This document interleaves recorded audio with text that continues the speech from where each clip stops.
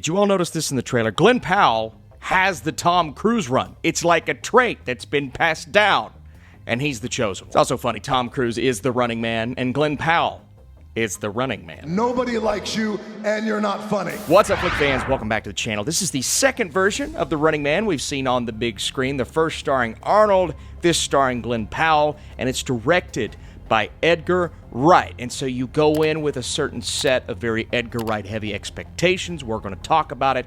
Did I enjoy this movie? Let's discuss. Ben Richards, 35, married, one child, in medical crisis.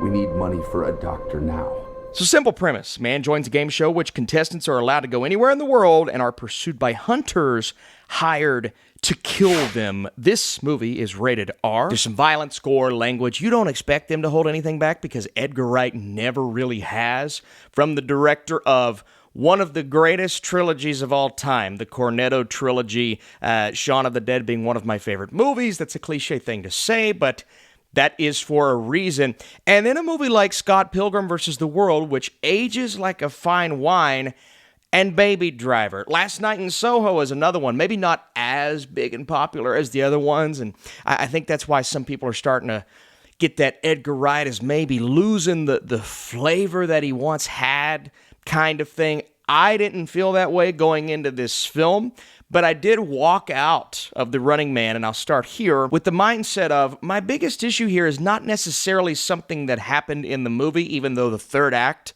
of Running Man is one of the most outlandish, insane things, and there are so many conveniences with this script and with where this journey goes, and it's like all of these things had to fall into place, and even then, you're still not buying some of it, not to skip to the end. But my biggest issue really is I didn't feel the touch of Edgar Wright as much as I wanted to. Pause. You what? And not even going back to his prime work, I'm thinking of Baby Driver and the brilliance of the editing and the way the colors popped in that movie and just some of the interesting things they did with the camera and the cinematography. And you had a little bit of a generic story there, but the film was able to overcome and become great based around how it was made and the style that went into it. And then just the slick storytelling and dialogue, man. And then I look at The Running Man, and I find some very entertaining moments, and we'll dive into that. A few really fun performances, maybe some, I'll call them cameos, like a Michael Cera. It's kind of pushing that word, but more outrageous than you expect, but I'm still having a really good time with it. And I was having a really good time with this movie. It's also, funny enough, a timely film. Now, it wasn't maybe that way when the original came out. You were kind of looking ahead to the future, but now you can watch this premise and these ideas and the government control and are they or are they not spying on us and literally changing things that are happening in real life, falsifying information, and they chalk it up to a conspiracy in today's time. They chalk it up to a conspiracy in this movie, but I don't know if neither of them are. Well, why you booing me? I'm right. And it's supposed to represent this chaotic future where a lot of things went wrong. The divide between the upper class and even the middle and the lower class. You can almost lump them together in this film. But we get a great conversation a little later on in the movie when someone, a citizen joins the game, because once you're in, you're kind of in. You don't really have a choice. And we have some great conversations. But I look at those moments and I'm like, I wish that was not expanded upon further. This is just a guy, just to dive more into the plot, that is literally entering in this crazy competition, this dystopian future reality show. It's like the Hunger Games, but they're filming it for our pleasure, which they also did with the Hunger Games. He's entering this competition because he wants to get the money to save his family, get the money to save his sick kid, and we have some interesting conversations with his wife early on, and he's like, I'm going to do this for you, but he's also this unhinged personality, and he's angry, and he has a history of doing some things. I mean, you get a conversation in the beginning with he and his current boss, and he's like, if this kid wasn't on my arm, I would unleash hell upon you and your family. I'm like, whoa, Glen Powell. And then he takes his shirt off, and I'm like, whoa, Glen Powell. Thank God I didn't take my wife to that screening, because she would have got up and left me. And I wouldn't have blamed her. I would have said, you know what? Good for you.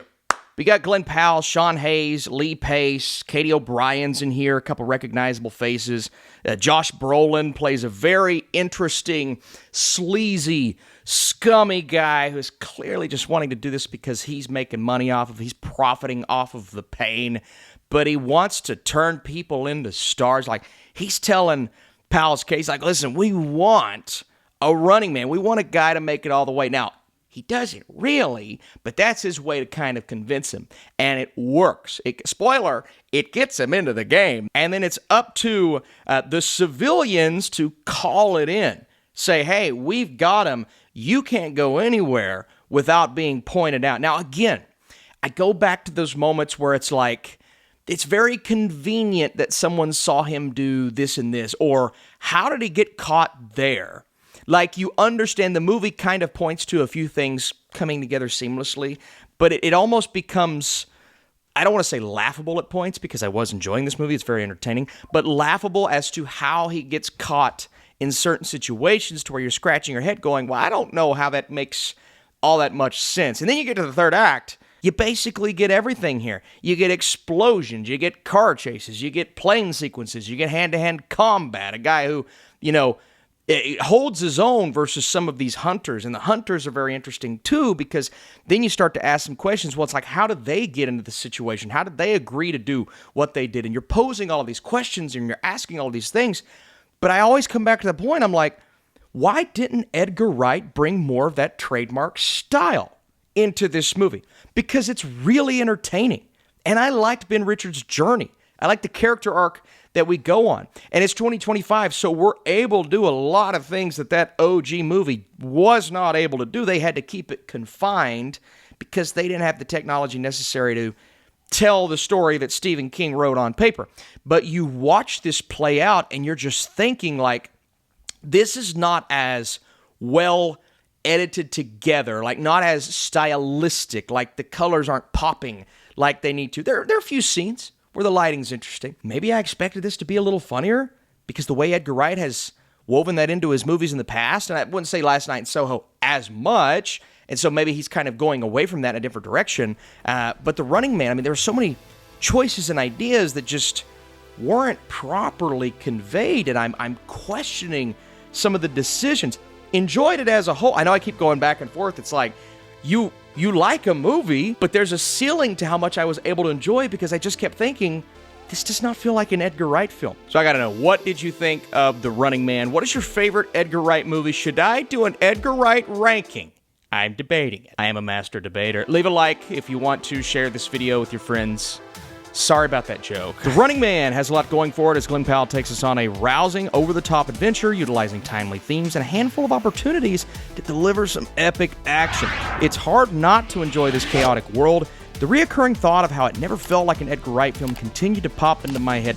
The film lacks style and the finesse we have come to expect from him, and certain conveniences in the third act take you out of it. The end result is exciting and often thrilling, so it's a recommendation for me, but I kept thinking of what could have been, and that never really allowed it to go even higher in my brain. But again, not everyone, my friends probably don't even know who Edgar Wright is. So I'm going to tell them to go watch this movie. Thank you so much. Appreciate it big time. I'll be back with another review.